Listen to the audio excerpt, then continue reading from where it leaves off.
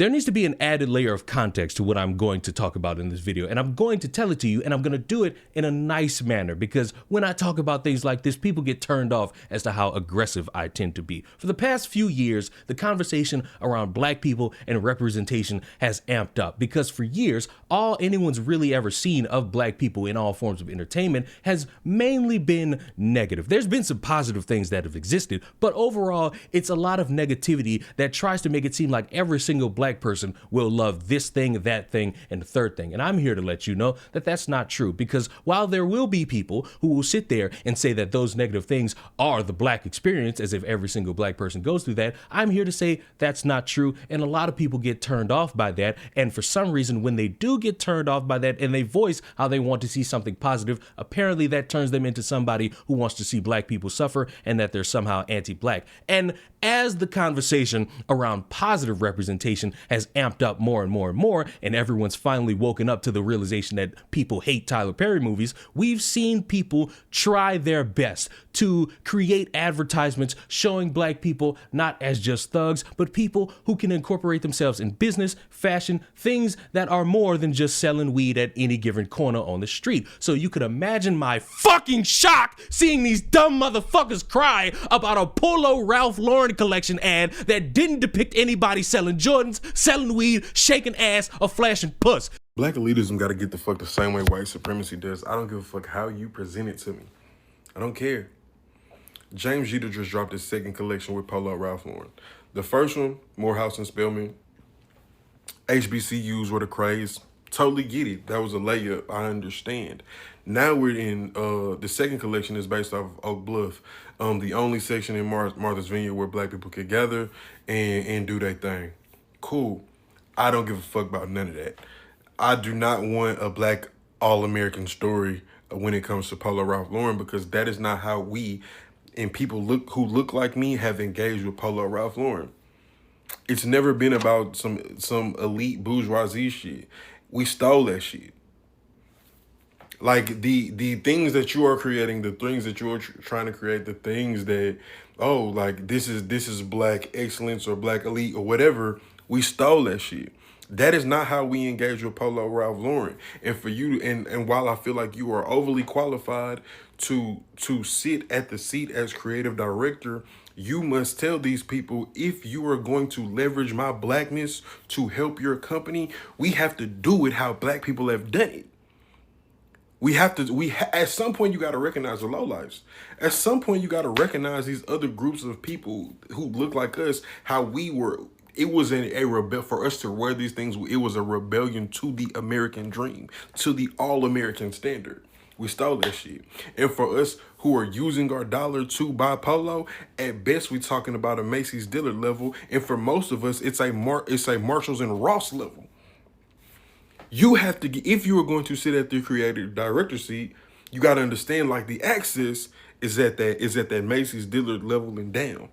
We gonna steal that shit up there. That $600 jacket, the booster's back. You know what I'm saying? And I'm not saying this like to promote, you know what I'm saying, nefarious behavior and shenanigans. I'm saying it because that's how we engage with this shit. We did not engage with this shit on some like, oh, like, we don't give a fuck. Like, none of that shit is what we give a fuck about. And it's kind of disingenuous that you're trying to pass it on. Like, that's crazy as fuck to me. You have to be one of the dumbest motherfuckers on the planet to sit there and have a problem with this. There is nothing to actually complain about here. You want to make it seem like everybody was stealing Ralph Lauren's? No, you stupid bastard. Some people actually had parents with not a lot of money, but enough money to say, hey, son, I'm going to put you in this polo that doesn't fit you, and I'm going to bring you to the family reunion so everybody can laugh at you for being skinny as fuck in a big ass shirt. Yes, personal experience for your boy. But to sit there and try to word salad your way around an advertisement that you don't like, trying to make it seem like it's something that's not really showing the black experience, nigga, you a criminal. You somebody who's probably bloviating that you were around a bunch of things that weren't for you, that you couldn't afford, so you stole them. That Oak Blux Ralph Lauren collection is trash. If anything, it was supposed to be Tommy Hilfiger. Because just because you get a gorgeous dark-skinned girl, her 20s, to narrate the commercial doesn't make it a good collection, because I don't really identify with that whole Jack and Jill crowd.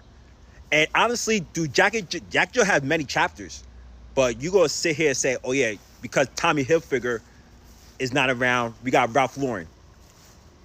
So because Timberland's not around, we got Ralph Lauren. It's not a good collection.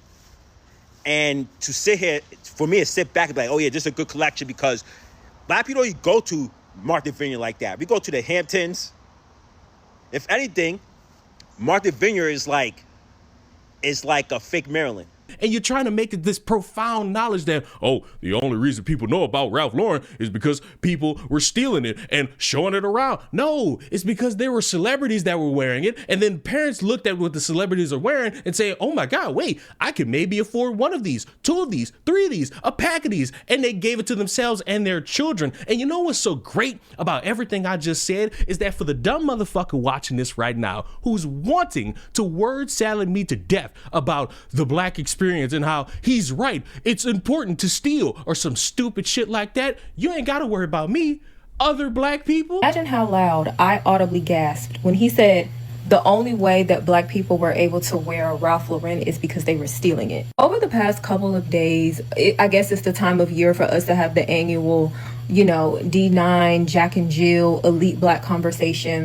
My dad, brother, and uncle went to Morehouse. My mom and I went to Clark Atlanta, which is also, a more wider known HBCU. I'm a Delta and I attended a private school for half of my K through 12 education. So I'm someone who is very familiar with this space of people that seem to get y'all so riled up every single year. Black people's favorite quote is, black people are not a monolith, in which we are not. But seeing y'all so viscerally upset at the Ralph Lauren collection is I just don't understand it. And I think part of the problem is that a lot of people don't know African American history in the way that they think they do, because there have been affluent black people since the 19th century. Of course, that wasn't, the reality of most of the people then, and really it's not the reality for most black people today. But there have been well-to-do black people living in America for over the last 100 years. It really comes down to being exposed to black people from various socioeconomic statuses. I would go as far as to say that's one of the best things about attending at HBCU. You get to be exposed to people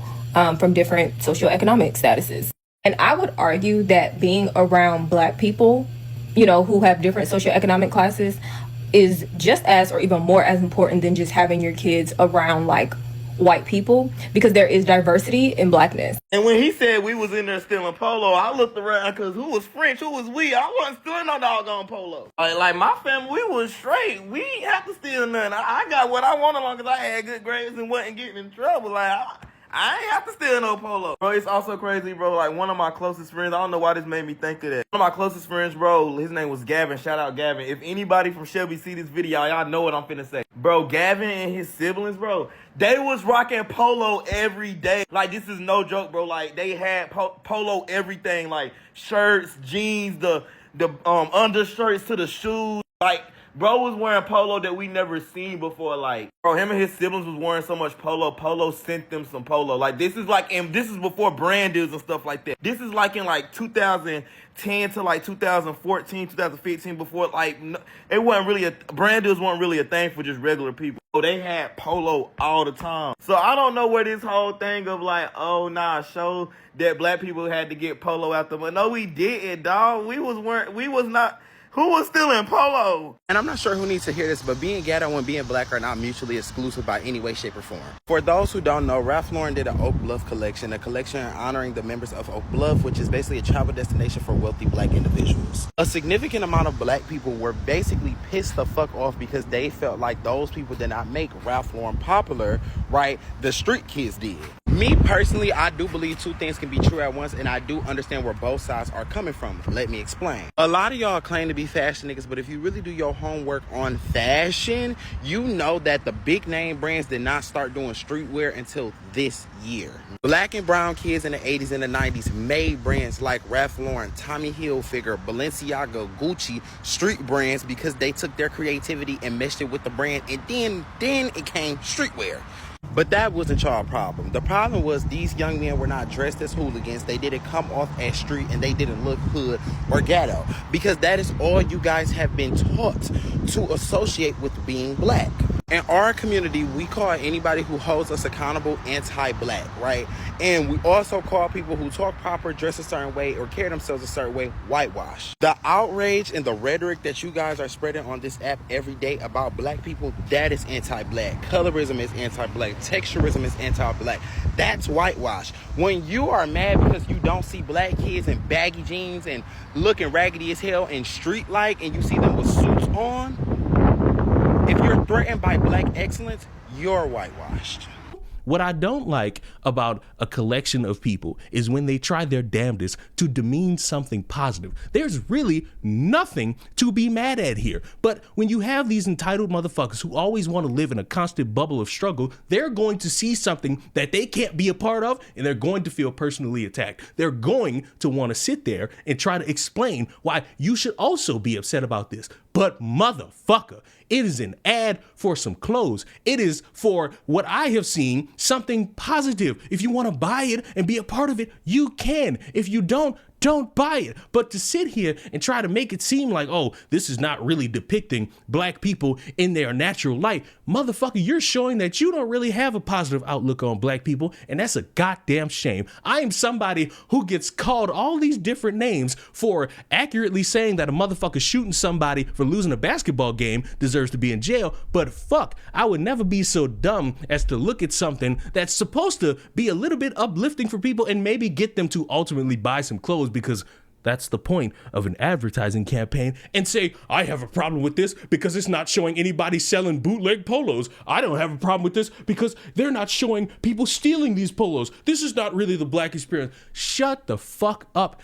And for once in your life, recognize that your criminal ways are not the only way to be black in this fucking world. You could say that's not what you were trying to portray, but that's the only thing you could say after people call you the fuck out and you have to clean house and fix your wording because it was fucking terrible. And the fact that you are arguing with people on social media about your brain dead take lets me know that you only see yourself in what you view in that small subsection of what it means to be black for you. And honestly, that's fucking sad. And to the people that exist out there that recognize there's more to being black than being somebody who's got to constantly live in struggle, no, you're not somehow a mystical white person. You're a black person who either was born into a situation where you could recognize there are more ways for you than whatever the fuck he was talking about, or you're somebody who recognized you don't want to be in the same position for the rest of your life and you improved, and I'm fucking proud of you. Positive representation should not scare anybody, and the fact that it creates this dumbass conversation lets me know a lot of you don't have a positive outlook on black people. And no, when I say a lot of you, I'm not talking about the whites. I'm talking about you for the people as black individuals. Subscribe to the channel. I will see you all in the next one. I'm going to buy some polo because it's been a while since I had a few polos in stock. Goodbye.